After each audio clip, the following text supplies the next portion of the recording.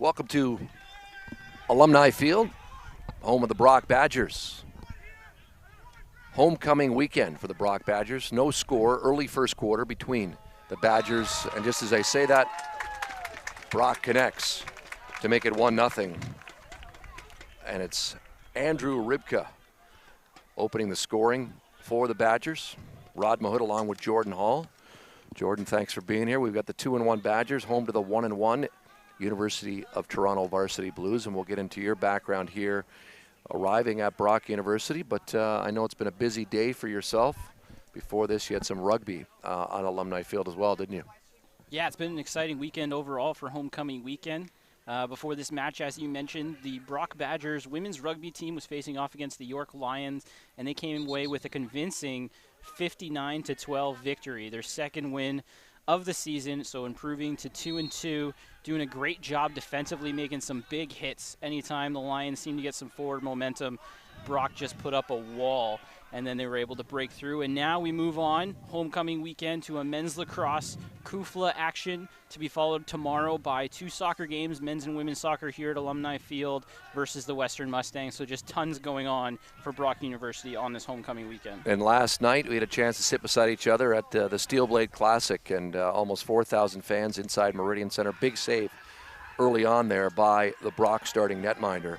And that, of course, Connor O'Toole in net for the University of Toronto Varsity Blues this afternoon. Macon Jeffries, the fourth-year Connecticut native. A number of American players on the U of T roster.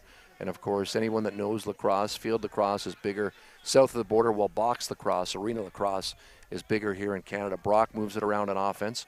Badgers, of course, played yesterday at McMaster, 7-4 victory. Jaden Patterson, who's got the ball right now behind the net, led the way with a hat trick. Sam Leclerc, number 2 with the ball now, leads the Badgers in scoring with 9 points in the season. His shot there wide. I mentioned this last week on the broadcast, and the Badgers lost to the University of Guelph, believe it or not, in their home opener.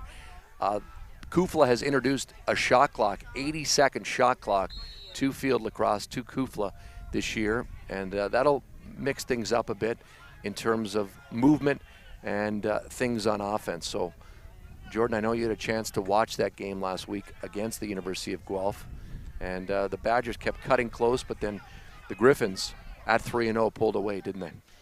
Yeah, it was a big third quarter that brought the Badgers back into that game.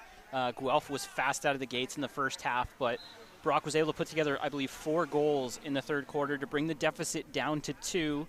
But then Guelph just kind of picked up where they left off in the first half and closed things out in the fourth quarter. But when you get what's becoming a rivalry matchup between those two teams, the championship Kufla final rematch from a year ago, you can always expect a good performance from both sides. That's right, and they wanted to, the Griffins, of course, in that rematch, wanted to knock off the defending Kufla champion Brock Badgers.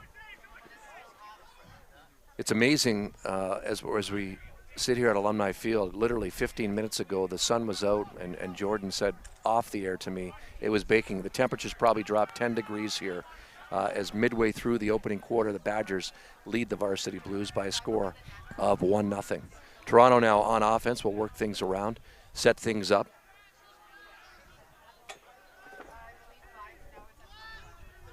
George Brown, one of their leaders on offense for Toronto with the ball, works inside, keeps, sets things up.